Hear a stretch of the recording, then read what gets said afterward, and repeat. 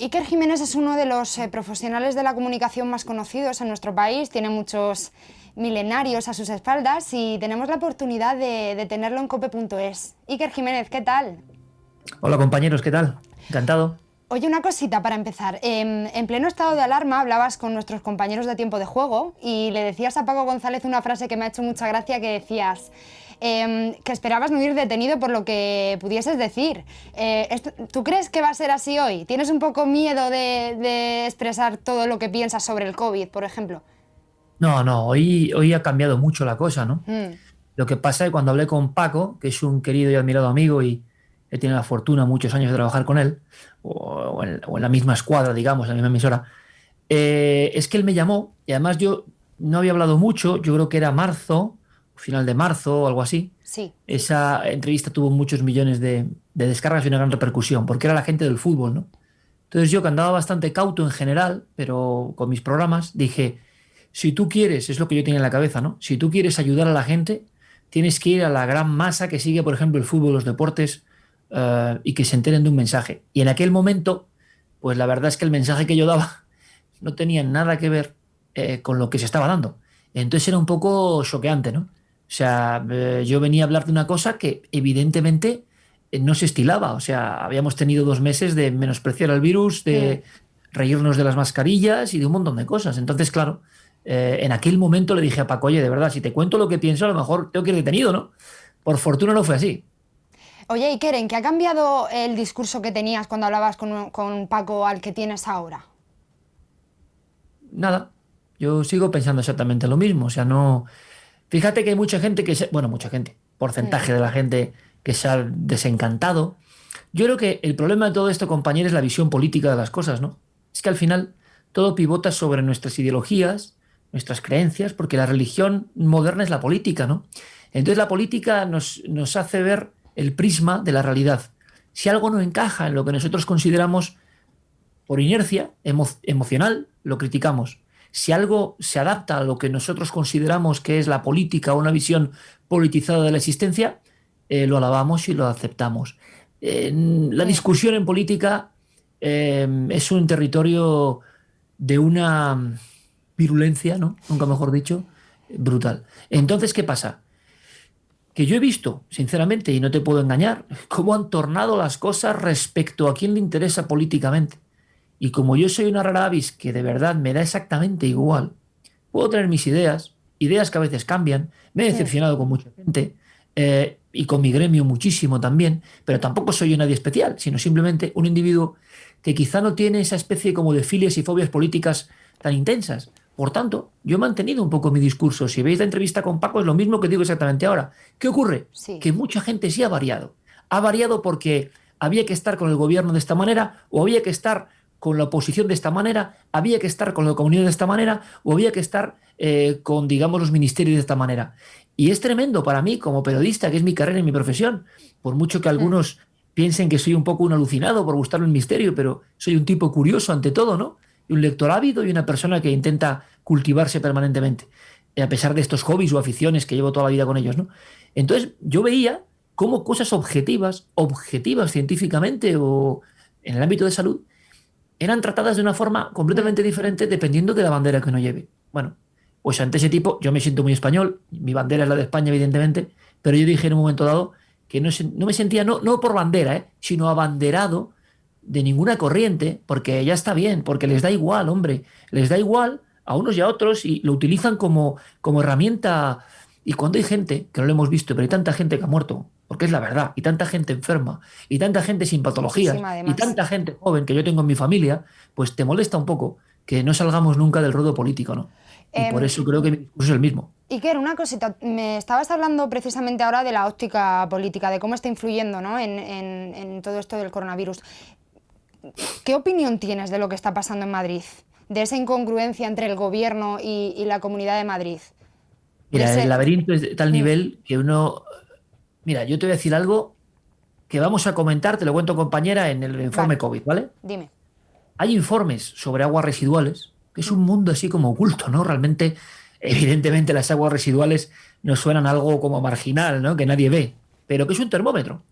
Las aguas residuales, los médicos saben, muchos médicos de Madrid, de agosto mediados y agosto principios, no eran nada tranquilizadoras. O sea, es- lo pueden contar o no, pero esa es la realidad.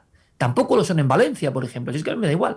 En Valencia hay un informe de 10 colegios, 6 con aguas con COVID. O sea, esta es la realidad. Puede gustar, puede no. Luego todo eso se instrumentaliza. En Madrid hay una batalla tremenda porque es nuestra ciudad, ¿eh?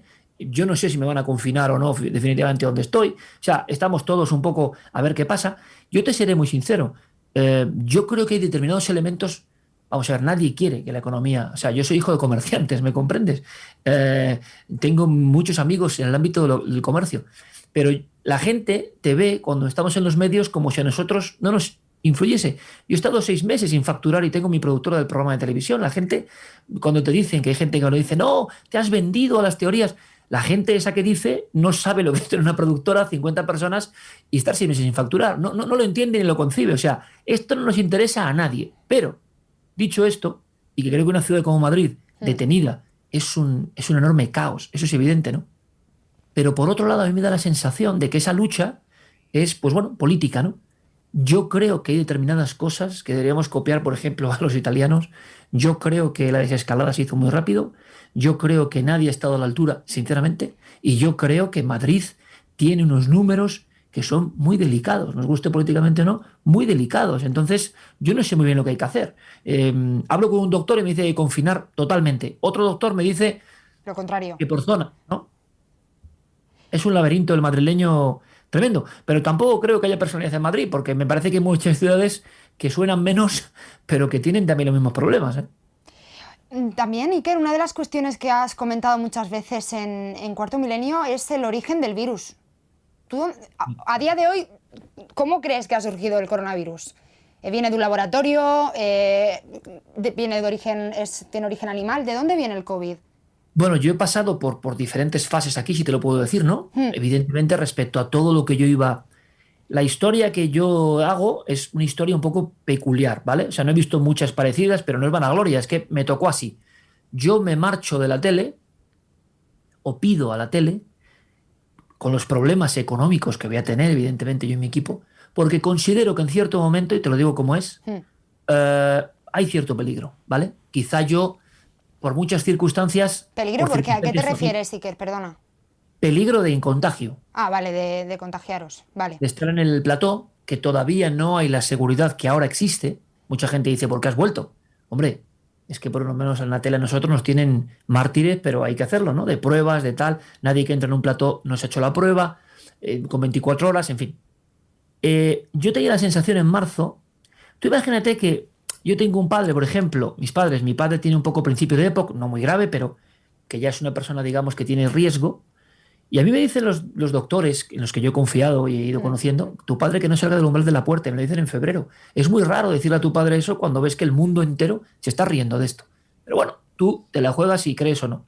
Entonces yo he ido aprendiendo, me fui de la tele de alguna manera, la cadena, te aseguro que me dio elección absoluta, o sea, ni me echaron de ningún sitio, ni me censuraron nada, sino que dijeron, Iker, lo que tú veas. Y yo dije, mira, en el equipo hay niños, ¿sabes? En el equipo han tenido niños, en mi equipo, que para mí es una familia, han tenido hijos. Yo, si intentamos seguir haciendo el programa y me vienen enfermos, te aseguro que tal y como soy yo lo voy a pasar muy mal, no me compensa. Creo que el momento es estar en la retaguardia. Entonces me invento lo de la estirpe de los libres en YouTube y sigo emitiendo. Y entonces es cuando voy analizando sobre todo el tema del laboratorio chino. A día de hoy te diré mi opinión, ¿eh? Soy un periodista, o sea, no soy nadie. Pero te quiero decir, de todo lo que he hablado hasta con gente del laboratorio de Wuhan, mi opinión real hoy es que, o la que yo creo hoy, que puede cambiar dentro de una semana, depende de lo que me digan, o lo que se sepa, es que viene de un virus zoonótico, es decir, viene del murciélago, en mi opinión, de un murciélago muy particular, o de su guano, de sus excrementos, como suena. Pero en mi opinión también, en ese laboratorio chino, en uno de los dos pasa una cosa muy rara. Y en mi opinión, repito, porque esto hay que ser muy cauto, hay unos protocolos que se rompen, hay una vigilancia que no se hace, hay un error. Un error. Alguien puede decir, es un error programado, es decir, un error para ahora económicamente. Claro, mira China cómo está, ¿no? Está mucho mejor que nosotros. Sí, están haciendo vida normal prácticamente, además. ¿Mm? Es alucinante, es alucinante. Yo comprendo que hay mucha gente que no se cree la mitad de la mitad, y es que no me extraña. Porque es lo mismo que en Europa ver que mucha gente, joder, es que no toma las medidas que tomamos nosotros. Es una realidad. Y sin embargo en España nos está azotando brutal. Pero te diré una cosa que no he contado mucho A y que ver. me parece muy interesante. A mí me llevan a ver el SARS-CoV-2, ¿no? En agosto, y era una misión que yo tenía. O sea, yo quiero ver ese virus, cómo actúa y tenerlo delante. Entonces, logro eso. Quien me logra hacer esa visita para mí histórica, ¿no? Y bastante escalofriante por lo que significa, es el coronel Martín Otero. El coronel Martín Otero es uno de los grandes especialistas de guerra bacteriológica en el mundo y en Europa, pero es español. Como es español, pues tampoco se le presta tanta importancia. Y él me dice, fíjate compañera, qué Mm. interesante, él me dice en febrero, que la explosión del virus en Italia es tan extraña, es tan violenta, que, que dice, no creo que sea un arma, ¿de acuerdo? Pero la forma de desarrollo es tan increíble que se parecía prácticamente a cuando, siendo otro mundo, se distribuyó el anthrax o cosas así. Es decir, la explosión en Italia es brutal. Mm. Yo te digo que muchos especialistas no tienen claro que no haya sido un experimento. Y te daré un último dato. En ese laboratorio de Wuhan se manipulaban, potenciaban, vitaminaban, entre comillas, coronavirus de murciélago, ¿no? Bueno, pudo Curiosamente. ser un error Mm. de algo que estaban removiendo, ¿no? Iker, me hablabas de la época en la que estuviste haciendo Milenio Live. Todavía, Sí. todavía haces cositas en YouTube. ¿Cómo te acerca a los milenarios ese portal, aparte de la tele? ¿Qué te Bueno, pues la aporta? experiencia ha sido brutal, ¿no? Porque son como mundos diferentes, ¿no? Pero también vosotros, ¿no? La cadena COPE o cualquier cadena importante, son como dos mundos, la sensación de que tenemos que encontrarnos, ¿no? Mm. Con las redes y con tal. Yo, desde este lugar donde te hablo, que es mi casa, yo estoy en el sótano de mi casa, pues hago mis programas y mis cosas. Millennial Life fue una idea de interacción antes de la pandemia, ¿no? Ya la vida es tan diferente, pues de interacción, de viajar con la gente, de que la gente Vale, opinase en vale. vivo, que estuviera con nosotros en determinados lugares, un hallazgo arqueológico, un lugar de misterio. Pero lo que de verdad para mí ha sido brutal es, yo me quedo sin el programa de la tele por una decisión personal, llego a casa y digo, ¿y ahora qué hago, no? O sea, yo intenté hacer el programa desde casa para la tele, no encajaba, y digo, yo no me puedo quedar con lo que sé, con este equipo de prácticamente de 30 médicos de muchos países que me están ayudando, yo no puedo, viendo lo que pasa y teniendo todos familia, y yo he tenido pérdidas en este proceso, ¿no?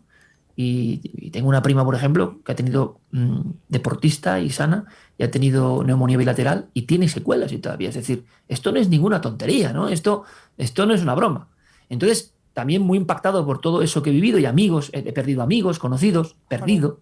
Es decir, no me vengan a mí contando que esto no existe, ¿no? Entonces, ¿qué ocurre?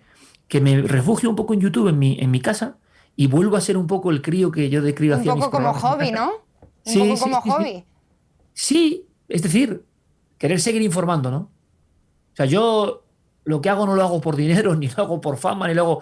eh, yo he nacido para contar cosas, creo, ¿no? Entonces, me encanta contar, investigar y, si es posible, ayudar. Entonces, en ese momento dije, yo no puedo abandonar una ventana como es YouTube. En este momento, te hablo de marzo, Mm. y marzo, abril, mayo, junio, estuvimos haciendo ese programa que la gente puede ver, que el nombre puede sonar un poco grandilocuente, lo es, La ¿Cómo lo estirpe de los elegiste, por libres. cierto? ¿Perdona? ¿Cómo lo elegiste, Iker? ¿Por qué la estirpe Bueno, de los libres? claro, es que suena un poco, yo lo entiendo, ¿eh? Suena un poco pasado, ¿no? Porque, oye, ¿qué pasa? Que los demás no somos libres, ¿no? Pero te quiero decir, es un homenaje un poco a mi maestro, a Félix Ruiz de la Fuente. Félix utilizaba mucho ese término, ¿de acuerdo? Tú eres muy joven, pero quizás recuerdes Sé o te quién hayan es. oído hablar de Félix, ¿no? Sí. Félix es el mejor comunicador de todos los tiempos. Era español y lo mismo, pero el mejor. O sea, un extraterrestre, o sea, una cosa, un terrestre extraordinario, ¿no? Algo como un cometa, ¿no? Que pasa uno cada 1000 años. Y Félix nos enseñó muchas cosas. Entonces él hablaba de la estirpe de los libres, refiriéndose al lobo y al lobo humano, ¿no? O sea, aquel que no quería ser domesticado del todo, ¿no? Y que quería tener su parcela de libertad. Y ahora la sensación es que la política, la ingeniería social, las modas, nos intentan arrebañar un poco a todos, ¿no? Mm. Y así me salió eso, ¿no? Y lo llamé la estirpe de los libres. Y sí te diré, compañero, algo importante y real. Nunca he tenido en mi vida tanto eco como en ese periodo, con un móvil colocado sobre unos libros en un despacho de mi casa. Es importante también eso, ¿no? Y vosotros, por ejemplo, Cadena Cope, habéis sido, tengo que decirlo, una de las emisoras y vuestros medios que me ha apoyado, como otros compañeros, divulgando lo que yo contaba en un YouTube en tu casa. Eso ha ido creciendo, hay programas con millones de descargas, ¿no? Y yo creo que al final lo que me queda a mí no es el éxito de ese canal o de mi canal en YouTube, no, sino que creo que mucha gente que a mí no me conocía o me tenía un poco estigmatizado o en unos temas, ha recibido información que era interesante. Ha recibido información pues que no se daba habitualmente, ¿no? Y esa es la misión que creo que he tenido que cumplir y YouTube en ese aspecto pues ha sido fundamental, ¿no? Iker, me acabas de citar a Félix. ¿Qué supone a nivel personal que se haya reabierto el caso gracias a Cuarto Milenio? Bueno, pues mira, una sensación agridulce, porque yo sé, por ejemplo, que la familia muy bien no la ha soltado y yo tengo mucho cariño por la mujer de Félix, que es una mujer increíble, Mm. Marcel, con su edad, ¿no? Una octogenaria que es de verdad, tiene un programa, pero no quiere que la entreviste. Y Joder. hablé mucho con ella, en su tiempo y ahora también. La hija también le tengo mucho cariño. Yo sé que es duro para ellos, ¿no? El proceso, ¿no? Porque a su padre o a su marido no se lo van a devolver. Pero yo les intentaba explicar, digo, mira, un abogado ha visto el programa que le hicimos de homenaje a Félix y se reabre la Audiencia Nacional. Que yo sepa, no hay muchos programas de televisión que hayan logrado una reapertura en la Audiencia Nacional. Y luego que Félix es un héroe español. Félix es el héroe español de la comunicación. Fue maestro de todos nosotros. A mi generación, que tú eres muy joven, pero yo soy muy mayor, nos iluminó la vida, joder. O sea, nos hizo saber que la tele era otra cosa, que la posibilidad de comunicación era abrir la ventana a mundos fantásticos, increíbles, de conocimiento. Félix era mucho más que los animales, ¿no? Muchísimo más. Y Félix hubiera tenido problemas hoy con muchos, bueno, con muchos hasta que van de defensores de los animales, porque Félix era muy particular. Él hablaba del hombre y la tierra, ¿eh? No los animales valen más que el hombre, ni ninguna tontería, sino el hombre y la tierra. Y un concepto que ahora empieza a verse que era un, no sé, alguien profético, alguien adelantado a su tiempo, alguien increíble, ¿no? Entonces, duro, porque yo sé que en el ámbito familiar no es fácil, ¿de acuerdo? Mm. Remover algunas cosas, pero periodísticamente muy interesante, ¿no? Porque significa que demostramos que en ese accidente y muerte de Félix y del equipo más glorioso para mí que ha habido en España, con Teodoro Roa y Alberto Moreno Huescar, los tres tripulantes del Hombre y la Tierra, ese sueño se acabó, nunca hubo nada igual. Allí quedó en Alaska y claro, yo ver que eso para los de Alaska, la policía, es un accidente sin demostrar, sin aclarar. Es como España, ante su héroe caído en el hielo, Mm. no ha investigado, ¿no? Bueno, pues yo creo que a veces el periodismo tiene que hacer la función que no hacen otros, ¿no? Y veremos si finalmente se hace justicia, Iker, con ese caso. Ya hace muchos años de aquello, pero sobre todo para que la familia también descanse. Oye, Iker, una cosita que quería también comentarte. De toda la gente que has tenido durante el estado de alarma y la pandemia, en definitiva, ¿con qué testimonio te quedas? ¿Qué testimonio dices, joder, ha sido clave hablar con este Buena experto pregunta. para decir, tengo el perfil perfecto de lo que está ocurriendo? Joder, buena pregunta, nunca me la han hecho, la verdad. Han sido, mira, ha habido mucha gente muy valiente, ¿no? Mm. No te podía destacar uno. Mira, por ejemplo, en marzo el doctor Julio Mayol es el director de San Carlos, es el director médico de San Carlos, no es Perico de los Palotes, ¿no? Que habla por hablar, un tertuliano que habla de lo que quiera. Y en marzo, fíjate compañera qué fuerte, en marzo me dice Iker, algo estamos haciendo mal. Y aquí hay una clave que se ha despejado, perdón, que nadie quiere despejar, ¿no? Marzo, ¿eh? Es la siguiente. Este virus se queda en el aire. Este virus aguanta 2 o 3 horas cargas víricas diferentes, claro. No quiere Mm. decir que tú pases por un sitio donde hay un contagiado, te contagies. No. Pero esto ha habido muchos. Ojo, cuando dijo eso, sufrió la crucifixión de, de propios científicos, que antes que científicos son políticos. Es que yo no entiendo nada, ¿no? Y se creen que atacar a su ideología está por encima del conocimiento que puede salvar a la gente. Esto lo he vivido yo. Yo he vivido gente como el doctor Alió, uno de los 10 ópticos más importantes del mundo, que es español, que me contó en directo sus investigaciones sobre, oye, que es que las mucosas de los ojos en determinados ambientes cerrados se puede contagiar el coronavirus no solo por respiración. Bueno, casi lo matan, casi lo... Y luego va de Lancet y lo saca aludiendo al español, que es el primero que lo ha sacado. Es decir, cada testimonio que yo recogía Te era tomaban por como, loco, vamos. total, Te tomaban por loco. es una cosa de Sí. español, es la gloria que tenemos y la desgracia que tenemos. Que sale alguien y le dan de palos ¿eh? Porque es de los nuestros, ¿no? Y le podemos dar de palos. Sale un señor americano con un acento y es genial lo que ha dicho. Bueno, pues hemos tenido doctores de una valentía tremenda contando cosas a destiempo, ¿no? Muchos. Y quizá lo que más me impresionó, el programa que más me impresionó de todos los que he hecho y que la gente puede acudir porque ahí han quedado, es uno que se llama Laboratorio, precisamente, donde por vez primera, conectando con becarios y tuiteros de Wuhan, pudimos ver por vez primera qué era ese laboratorio, conocer dónde se guardaban los murciélagos, saber de los doctores que fueron mordidos, saber qué se estaba haciendo. Para mí ese es el gran programa que aportaba algo que yo desde luego no conocía y no había visto, y que me demuestra que en ese laboratorio, que son dos, en Wuhan, pasaron cosas que a lo mejor, compañera, jamás sabemos, ¿no? Eso es así. Y sería además muy enriquecedor para ti, Iker, sobre todo ir al germen del virus. Es que en realidad Claro. es de donde vino todo el lío. Mira, tuve dos experiencias. Pudimos grabar hospital, laboratorio, Hmm. mercado, pero la experiencia más grande, porque era imposible, fíjate qué cosa más curiosa, el único sitio, porque ahí también una corriente, vamos a llamarla negacionista o como quieras, muy decepcionados conmigo, argumentan cosas que yo, oye, si tuvieran razón, es que a mí me da igual, yo claro que se la daría, no sé, si a mí me demuestran que hay un timo con este virus, y yo dije, me tengo que prometer a mí mismo llegar hasta el virus, a llegar hasta el virus es tenerlo aquí.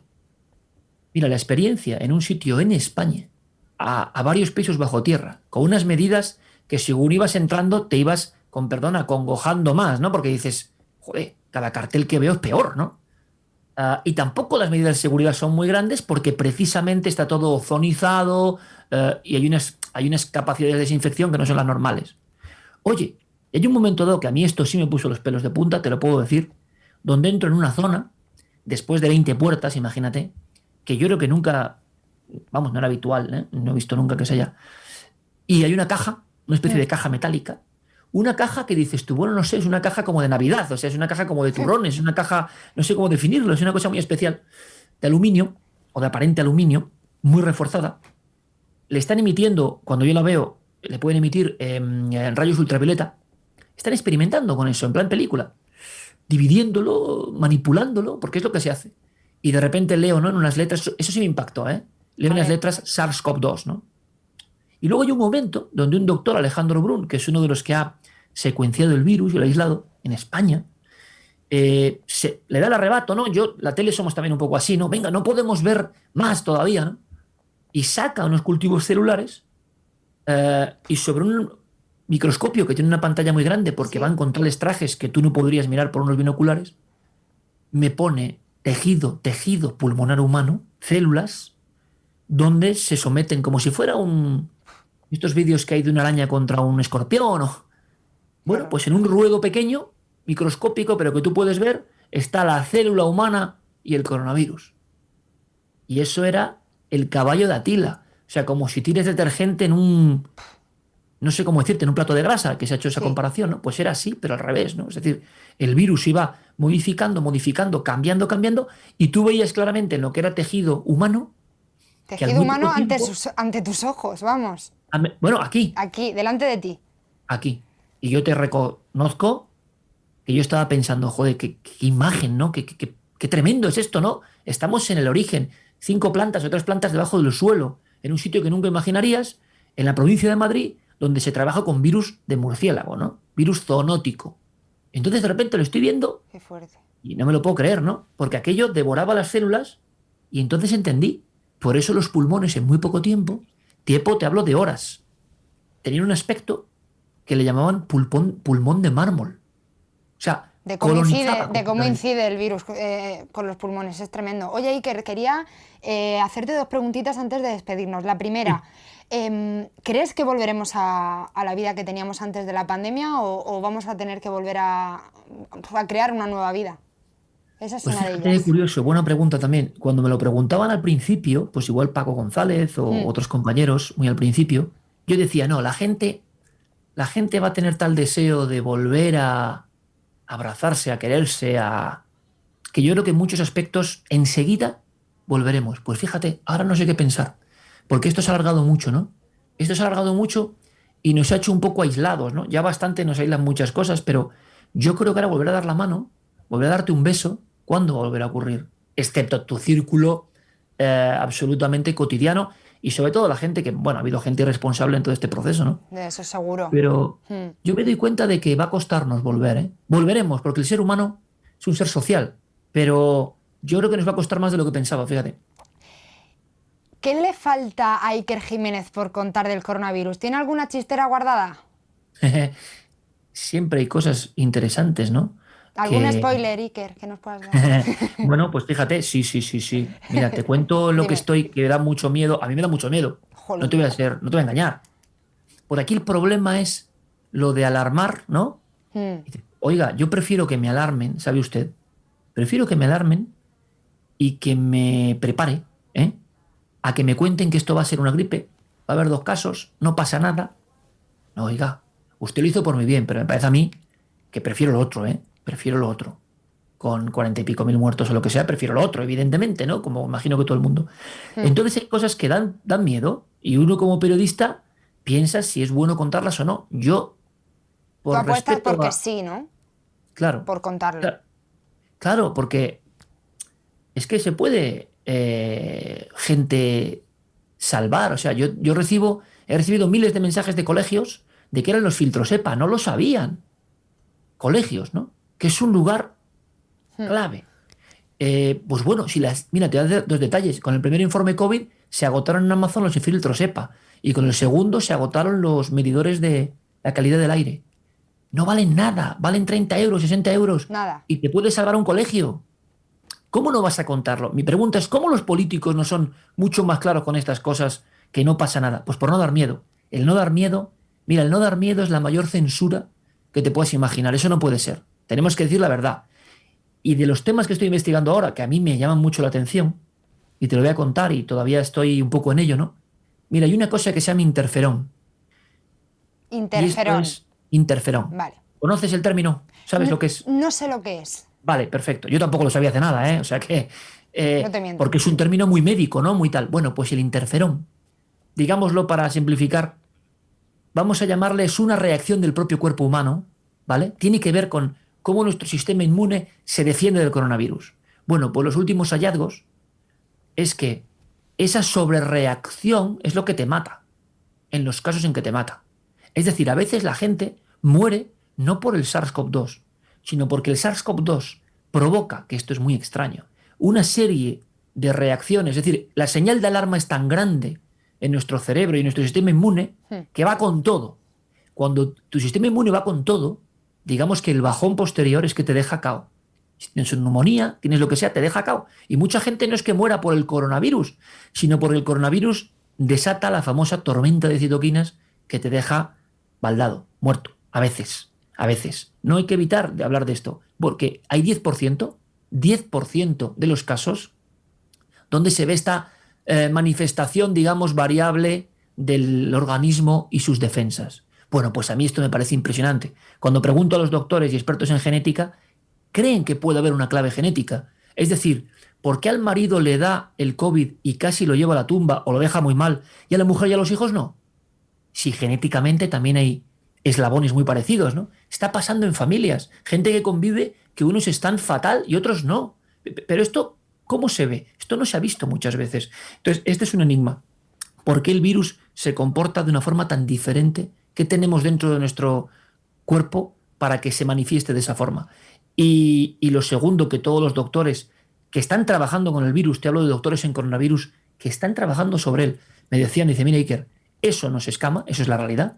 Y lo segundo es la capacidad de este virus, una capacidad pocas veces vista de enmascararse, de esconderse, de ir en asintomáticos totales.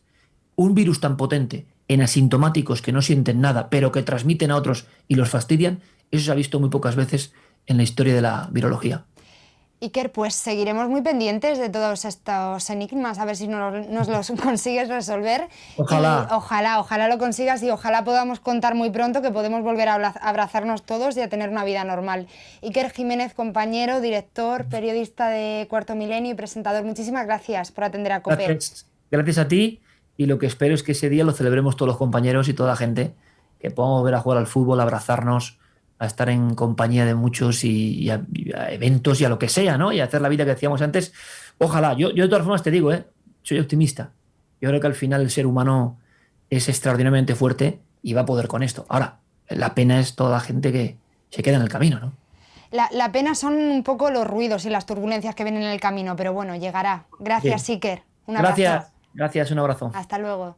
Hasta luego.